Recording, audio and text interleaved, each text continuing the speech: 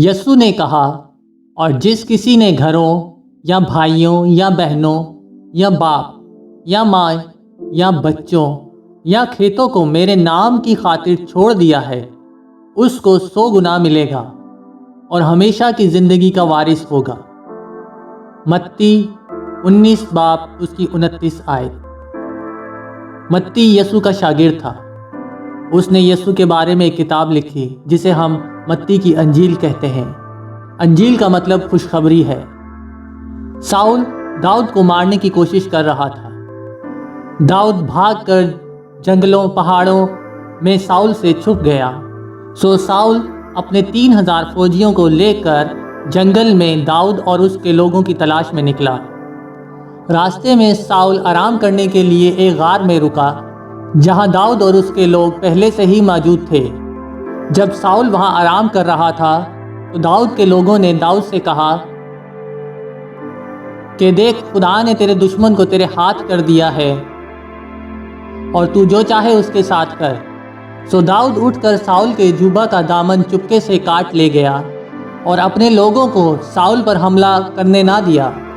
और जब साउल उठकर गार से निकला और अपनी राह ली, उसके बाद दाऊद भी उस गार से बाहर निकला और साउल के पीछे पुकार कर कहने लगा, तू क्यों ऐसे लोगों की बातों को सुनता है जो कहते हैं कि दाऊद तेरी बदी चाहता है?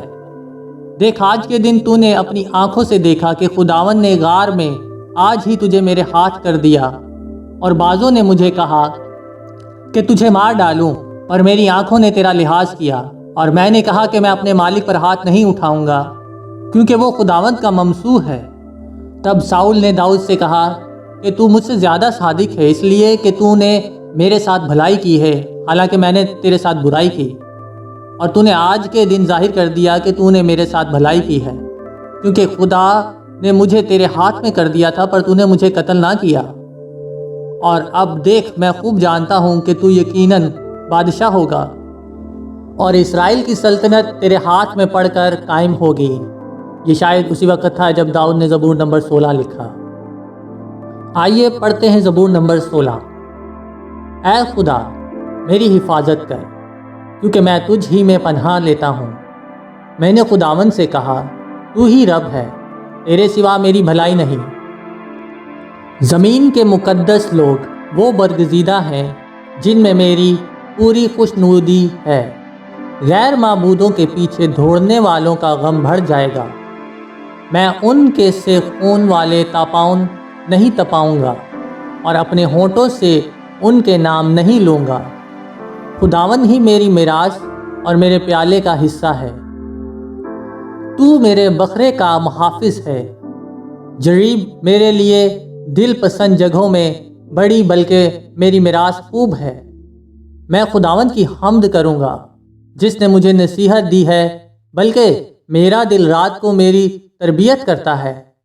मैंने खुदावन को हमेशा अपने सामने रखा है, क्योंकि वो मेरे दाहिने हाथ है, इसलिए मुझे जुम्बश ना होगी। इसी सबब से मेरा दिल खुश और मेरी रूह शादमान है। मेरा जिस्म भी अमन व अमान में रहेगा, क्योंकि तू ना मेरी जान को पताल में रहने देगा, ना अपने मुकद्दस को सड़ने देगा। तू मुझे ज़िंदगी की राह दिखाएगा। तेरे हजूर में कामिल शादमानी है, तेरे दाहिने हाथ में दायमी खुशी है। आमीन।